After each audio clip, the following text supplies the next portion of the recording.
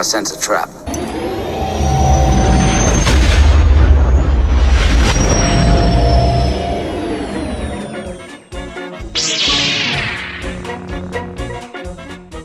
Well, Kathleen Kennedy's retcon of my childhood is almost complete. She turned Obi-Wan Kenobi into old Beta Kenobi and Darth Vader into Dark Helmet.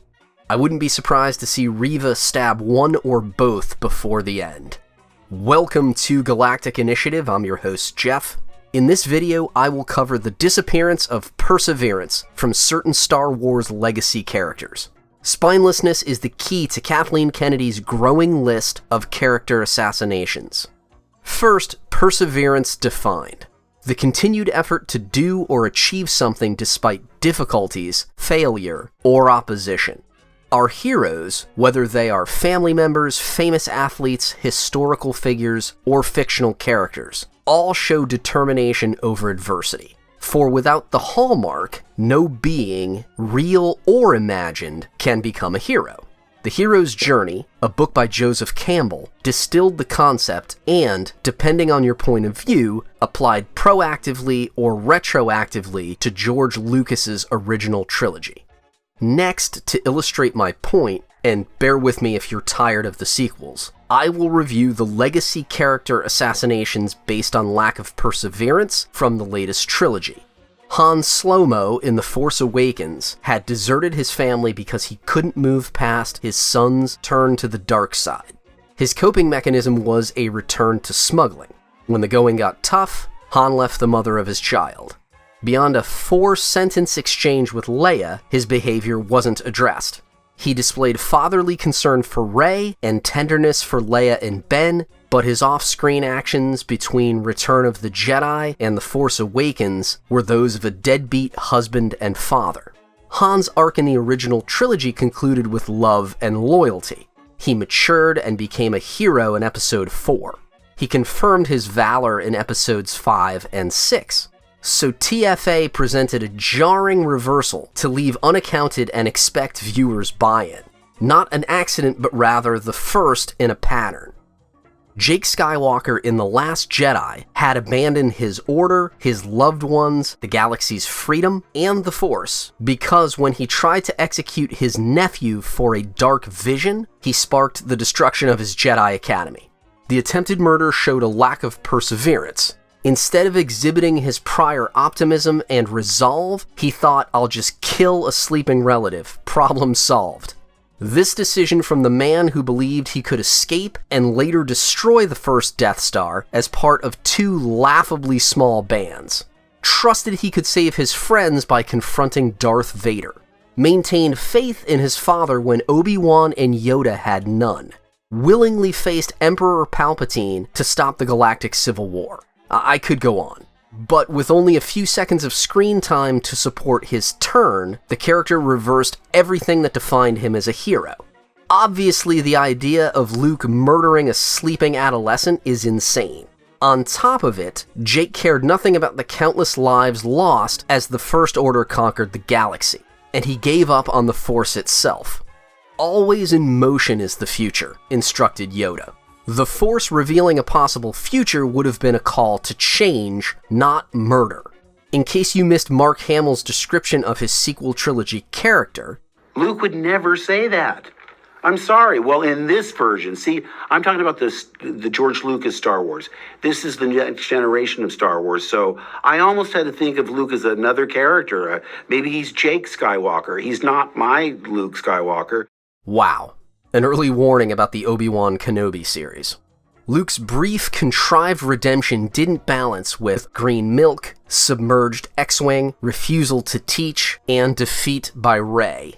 A redemption arc is only effective if its good outweighs its bad. Writers portrayed older Han and older Luke as spineless, that is, without perseverance. Their response to adversity was flight. The original trilogy convinced us of their heroism, but the sequel trilogy trashed them, mostly off-screen, without substantiation. Thank you for your patience as I set the stage for Obi-Wan Kenobi, the current installment of Kathleen Kennedy's character assassination program. Two legacy characters, arguably the best in franchise history, suffered horrible insults. Old Beta Kenobi didn't train or meditate for 10 years. He didn't persevere after Revenge of the Sith. Wednesday, he was outsmarted by a child, rescued from capture but not humiliation, physically dominated, tortured, and rescued again. Try as I might, I don't know if I'll be able to forget the images of him writhing helplessly in the air and being dragged through burning ore. In the series that bears his name, Obi-Wan is a quitter. I know he will be granted a small measure of redemption at the climax, a treat thrown to a cowering, beaten dog, but it won't transcend the ruin of his character. It isn't intended to. Out of shape, unsuccessful, depressed, vulnerable. Those are the qualities that Kathleen Kennedy wishes you to associate with certain legacy characters. Once might be an anomaly. Twice might be happenstance.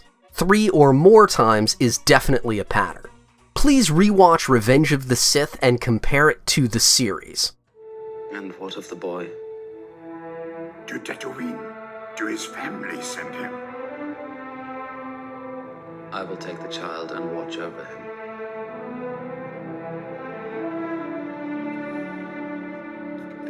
Until the time is right, disappear we will. Master Kenobi, wait a moment. In your solitude on Tatooine, training I have for you. Training? An old friend has learned the path to immortality. One who has returned from the netherworld of the Force. Your old master. Qui-Gon. How to commune with him, I will teach you. How would you describe Obi-Wan's attitude as he went into exile? Do you feel it is being fairly represented by the series? Dark Helmet was depicted as senselessly violent and stupid.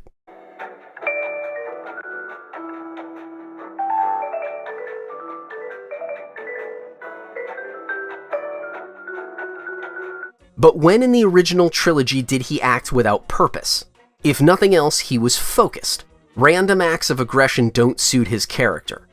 More to the point of focus, he could have captured Kenobi and gained his revenge, but he couldn't go around, over, or through 20 feet of burning ore, or pull or incapacitate his enemy with the Force, or he chose not to do so.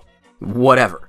His words to Kenobi, "I am what you made me, now you will suffer, your pain has just begun," cartoon villainy, not worthy of Darth Vader.